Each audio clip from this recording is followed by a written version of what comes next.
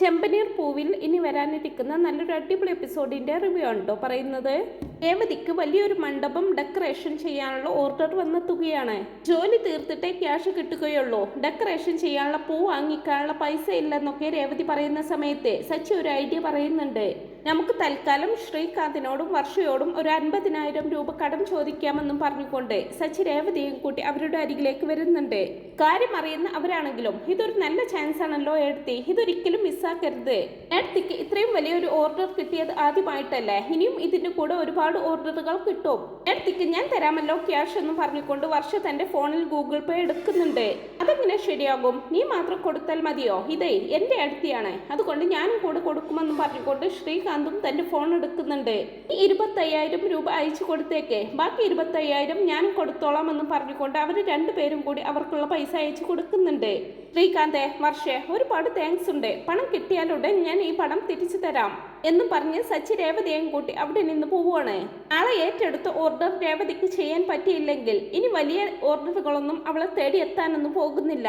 അങ്ങനെ അവളുടെ പേരില്ലാതാക്കണം. ഒരു മണ്ഡപത്തിൽ നിന്നും അവൾക്ക് ഓർഡർ കിട്ടരുത്. അതിന് അവൾ നാളെ പൂ കെട്ടാൻ വേണ്ടി മണ്ഡപത്തിലേക്ക് ഇവിടെ നിന്ന് പോവാൻ പാടില്ല. എന്ത് ചെയ്തിട്ടായാലും ശരി, അവളെ തടഞ്ഞേ പറ്റൂ എന്നെല്ലാം തീരുമാനിക്കുകയാണ് ചന്ദ്ര. അടുത്ത ദിവസം രാവിലെ വീട്ടുജോലിയെല്ലാം തീർത്ത് മണ്ഡപത്തിലേക്ക് പോവാൻ ഒരുങ്ങുവാണ് രേവതി. ആ സമയം ചന്ദ്രമതി രേവതി പോവാതിരിക്കാനായിട്ട് തന്റെ കൈയൊടിഞ്ഞതുപോലെ അഭിനയിക്കുന്നുണ്ട്. സച്ചി ഏട്ടനോട് വരാൻ പറയാം അമ്മയോ ഹോസ്പിറ്റലിലേക്ക് കൊണ്ടുപോവാൻ എന്നൊക്കെ രേവതി പറയുമ്പോ അതൊന്നും വേണ്ട, ഇതിനിപ്പോ ഹോസ്പിറ്റലിലേക്ക് പോവേണ്ട ആവശ്യമൊന്നുമില്ല, നീ എന്നെ ബെഡിൽ കൊണ്ടുപോയിരുത്തി കൈയൊന്ന് തിരുമ്മി തന്നാൽ മതി, അതിനുശേഷം എന്താ ചെയ്യേണ്ടതെന്ന് ഞാൻ പറയാം, വേഗം പറഞ്ഞത് ചെയ്യുന്നൊക്കെ പറഞ്ഞ് ചന്ദ്ര ആവശ്യപ്പെടുമ്പോ രേവതി ചന്ദ്രയെ പിടിച്ച് ബെഡിൽ കൊണ്ടുപോയി ഇരുത്തുന്നുണ്ട്. നല്ല വേദന ഉണ്ടെങ്കിൽ ഞാൻ അച്ഛനെ വിളിച്ച് വരാൻ പറയാം അമ്മയെന്നൊക്കെ രേവതി പറയുമ്പോ അതിന്റെ ആവശ്യമൊന്നുമില്ല, രവിയേട്ടൻ ഇപ്പൊ ഇവിടുന്ന് പോയതല്ലേ ഉള്ളൂ, എനിക്ക് ഇങ്ങനെ ഇടയ്ക്കിടയ്ക്ക് കൈവേദന വരാറുണ്ട്, അതിനുള്ള മരുന്ന് നീ ഉണ്ടാക്കി തന്നാൽ മതി, എങ്ങനെയോ ഉണ്ടാക്കേണ്ടതെന്ന് ഞാൻ നിനക്ക് പഠിപ്പിച്ചു തരാം, പിന്നെ ഓരോ മണിക്കൂർ ഇടവിട്ട് ചൂടുവെള്ളം ഉണ്ടാക്കി കൊണ്ടുവന്ന് എന്റെ കയ്യിൽ പിടിപ്പിക്കണം, ഈ വൈകുന്നേരത്തിനുള്ളിൽ ഇതെല്ലാം ശരിയാക്കി നോക്കിക്കൊള്ളണമെന്നൊക്കെ പറയുകയാണ് ചന്ദ്ര. അയ്യോ അമ്മേ, വൈകുന്നേരം വരെ ചെയ്യണമെന്നോ, അത്രയും സമയമെടുക്കുമെങ്കിൽ ഹോസ്പിറ്റലിൽ പോകുന്നതല്ലേ നല്ലത് എന്നെല്ലാം രേവതി പറയുമ്പോ അതിന്റെ ഒന്നും ആവശ്യമില്ലെന്നല്ലേ ഞാൻ പറഞ്ഞത്, നീ ഇപ്പൊ ഞാൻ പറയുന്നത് അനുസരിക്കേ, പോയി ചൂടുവെള്ളം ഉണ്ടാക്ക്, മരുന്നുണ്ടാക്കാൻ ഞാൻ പറഞ്ഞു തരാമെന്നൊക്കെ പറഞ്ഞ് ചന്ദ്ര രേവതിയെ മരുന്നുണ്ടാക്കാൻ കിച്ചണിലേക്ക് പറഞ്ഞയക്കുന്നുണ്ട്.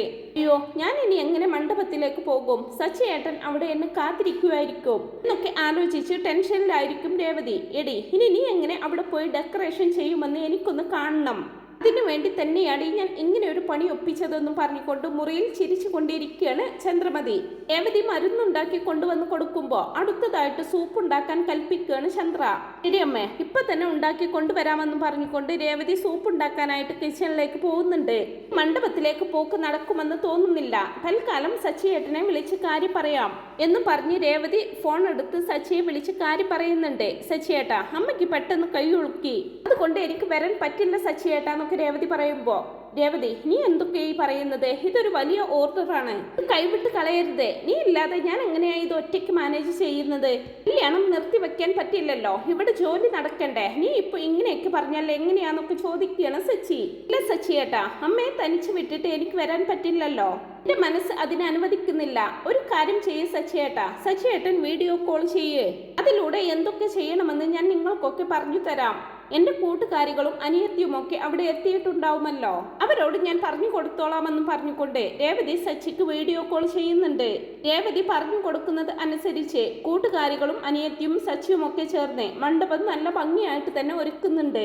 അതിനുശേഷം രേവതി സൂപ്പ് ഉണ്ടാക്കി ചന്ദ്രയ്ക്ക് കൊണ്ടുപോയി കൊടുക്കുന്നുണ്ട്. ഒരു സൂപ്പ് ഉണ്ടാക്കാൻ എന്തിനാണ് ഇത്രയും സമയം, അവിടെ കിടന്ന് ഉറങ്ങുമായിരുന്നോ എന്നൊക്കെ ചോദിച്ച് ചന്ദ്ര സൂപ്പ് വാങ്ങി കുടിക്കുവാണ്.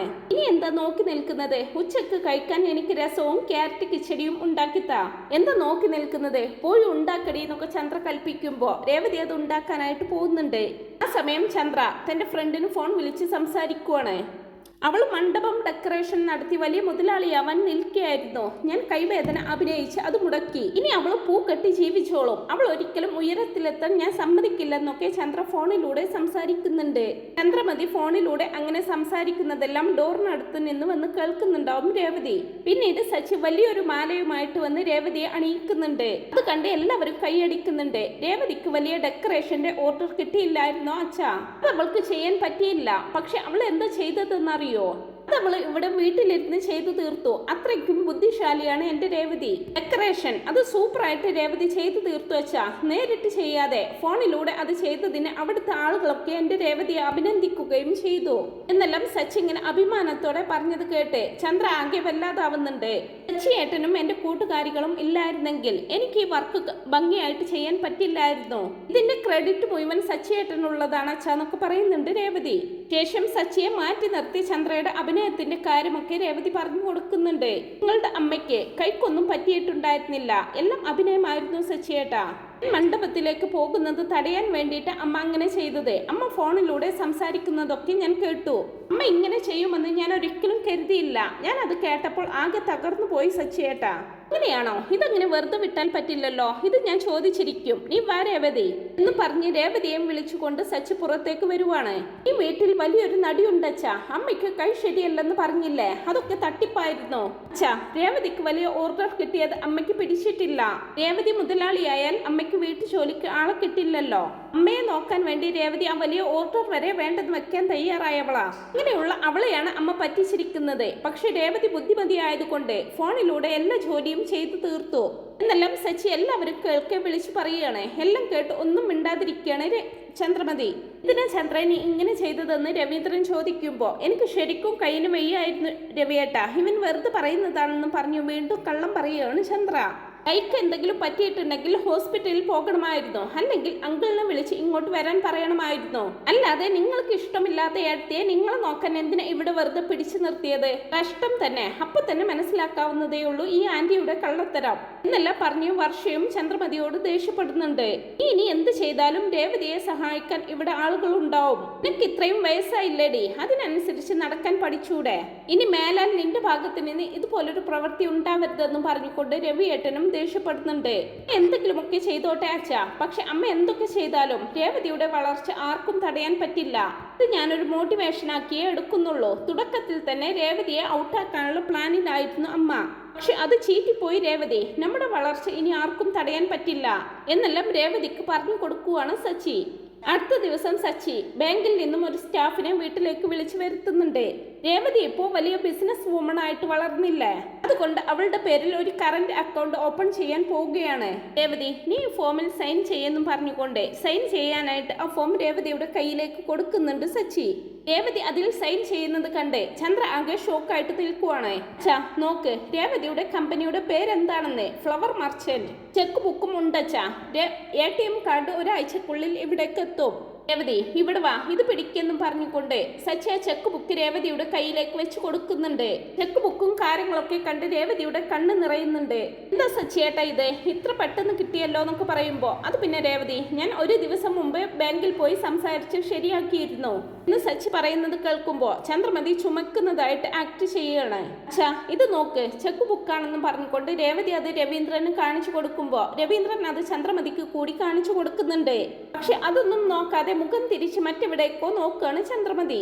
രേവതി ബാങ്ക് അക്കൗണ്ടിന്റെ കാര്യങ്ങളൊക്കെ കഴിഞ്ഞു, ഇനി GSTയുടെ കാര്യങ്ങളാണ്. ഇതൊക്കെ ചെയ്യാൻ ഞാൻ അക്കൗണ്ടന്റിനോട് വരാൻ പറഞ്ഞിട്ടുണ്ടെന്നൊക്കെ പറയുമ്പോ എന്തിനാ സച്ചിയേട്ട ഇതൊക്കെ എന്ന് രേവതി തിരിച്ചു ചോദിക്കുന്നതും. നീ എന്തൊക്കെയാ രേവതി ഈ പറയുന്നത്? വർഷത്തിൽ 20 ലക്ഷത്തിന് മേൽ സമ്പാദിക്കുന്ന ആളായിരിക്കും ഇനി നീ. ഇപ്പോൾ ടാക്സും GSTയും ഒക്കെ ചെയ്യേണ്ടി വരും. അടുത്തതായിട്ട് അത് ചെയ്യാനാ നമ്മൾ പോകുന്നത്. അത് കേട്ട് ചന്ദ്രയും സുധിയും ഒക്കെ ഞെട്ടലോടെ വാ പൊളിച്ച് നിൽക്കുകയാണ്. എന്താ വർഷത്തിൽ 20 ലക്ഷമോ? അതും ഈ പൂ വിറ്റിട്ടോ? എല്ലാം സുധി ചോദിക്കുമ്പോ എനിക്കും ഇതങ്ങോട്ട് വിശ്വസിക്കാൻ പറ്റുന്നില്ല സുധി. ഞാനും നീയും ഒക്കെ എത്ര ബിസിനസ് ചെയ്തിട്ടും ഇതുവരെ 20 ലക്ഷം ഉണ്ടാക്കാൻ പറ്റിയിട്ടുണ്ടോ? ഇങ്ങനെ പോയാൽ രേവതി അധികം വൈകാതെ വലിയൊരു കോടീശ്വരി ആവില്ലേ എന്നെല്ലാം ശ്രുതി സുധിയോട് ചോദിക്കുന്നത് കേട്ട് സഹിക്കാനാകാതെ നിൽക്കുകയാണ് ചന്ദ്രമതി. രേവതി ഇന്നലെ ചെയ്ത ഓർഡറിന്റെ ക്യാഷ് ഈ അക്കൗണ്ടിലേക്ക് വരും. അപ്പൊ ഈ ചെക്ക് ബുക്കിൽ ശ്രീകാന്തിനും വർഷയ്ക്കും കൊടുക്കാനുള്ള ക്യാഷ് എഴുതി സൈൻ ചെയ്യേ എന്നെല്ലാം സച്ചി പറഞ്ഞു കൊടുക്കുമ്പോ രേവതി അതിൽ എഴുതാനായിട്ട് പോവാണ്. അതിന് ഇവൾക്ക് ചെക്ക് ബുക്ക് ഫില്ല് ചെയ്യാൻ അറിയോ? ഇവള് സ്കൂളിൽ വല്ലതും പോയിട്ടുണ്ടോ എന്നും ചോദിച്ച് സുധി അവളെ കളിയാക്കുകയാണ്.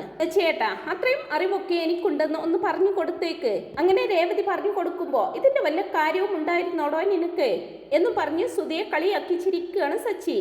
ശ്രീകാന്തെ കടം കൊടുത്തതല്ലേ, പലിശ ചേർത്ത് എഴുതി വാങ്ങിക്കെന്നൊക്കെ സുധി പറയുമ്പോ ഞങ്ങൾ എന്താ ഫൈനാൻസ് കമ്പനിയാണോ നടത്തുന്നത്? എടുത്തിക്ക് ഞങ്ങൾ പണം കൊടുത്തത് പലിശ വാങ്ങാനൊന്നുമല്ല. ഇയാൾ പറയുന്നതൊന്നും നിങ്ങൾ കേൾക്കണ്ട എടുത്തി എന്ന് പറയുവാണ് വർഷ. വർഷക്കും ശ്രീകാന്തിനും രേവതി ചെക്ക് എഴുതി കൊടുക്കുമ്പോ സച്ചി അവരോടൊപ്പം നിന്ന് സെൽഫി എടുക്കുന്നുണ്ട്. ഇത് കണ്ട് സഹിക്കാനാകാതെ ചന്ദ്രയും ശ്രുതിയും ശ്രുതിയും ഒക്കെ ദേഷ്യത്തിൽ അവിടെ നിന്ന് എണീറ്റ് പോവുകയാണ്. സച്ചിയും രേവതിയും വർഷക്കും ശ്രീകാന്തിനും ഒപ്പം ഇരുന്ന് ഒരുപാട് സെൽഫി ഒക്കെ എടുക്കുന്നുണ്ട്.